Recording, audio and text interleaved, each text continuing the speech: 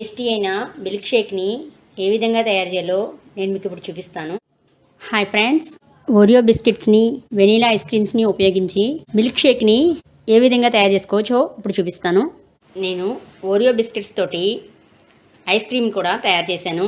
దాని లింక్ని డిస్క్రిప్షన్ బాక్స్లో ఇస్తాను. అది కూడా తయారు చేసుకుని టేస్ట్ చేయండి. ముందుగా ఓ మిక్సీ జార్ తీసుకుని ఓరియో బిస్కెట్స్ని చివర ఈ విధంగా కట్ చేసేసుకుని ఇలా కట్ చేసుకున్నాం కదా, ఇప్పుడు ఈ మిక్సీ జార్లోకి వేసేసుకోవాలి. బిస్కెట్స్ని మిక్సీలో వేసుకున్నాం కదా, వీటిని మెత్తటి పౌడర్లా చేసుకోవాలి. మిక్సీ జార్లో ఇలా పౌడర్ చేసుకున్నాం కదా, దీంట్లోకి 1/2 స్పూన్ కాఫీ పౌడర్, ఏ పౌడర్ యూజ్ చేస్తే అది 1/2 స్పూన్ వేసుకోండి. టేస్ట్ చాలా బాగుంటుంది. 1 గ్లాసు చిల్లుడిగా ఉన్న పాలని వేసుకోండి. 2 ఐస్ క్యూబ్స్ కూడా వేసుకుని ఇలా వేసుకున్నాం కదా, తర్వాత 2 స్పూన్ల పంచదారని వేసుకోవాలి. ఇలా మిక్సీలో ఆడుకున్న తర్వాత 1 స్పూను వెనీలా ఐస్ క్రీము వేసుకోవాలి. వేసుకుని దీన్ని మళ్ళీ ఒకసారి మిక్సీలో ఆడుకోవాలి. Oreo vanilla ice cream milk shake చేస్తున్నాను కాబట్టి వెనీలా ఐస్ క్రీమ్ వేస్తున్నాను. మీ దగ్గర ఏ ఐస్ క్రీమ్ అవైలబుల్గా ఉంటే ఐస్ క్రీమ్ వేసుకోవచ్చు. ఒక సర్వింగ్ గ్లాస్ తీసుకుని మన దగ్గర చాక్లెట్ సిరప్ ఉంటే ఇలాగా అంచుల వైపుగా వేసుకుంటే, ఇది పూర్తిగా ఆప్షనల్ మాత్రమే, ఇది డెకరేషన్ మాత్రమే వేస్తున్నాను.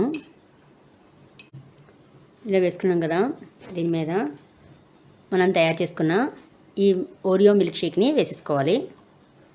ఇలా వేసుకున్నాం కదా, దీనిపైన డెకరేషన్ కోసం చాక్లెట్ సిరప్ని వేసుకోవచ్చు.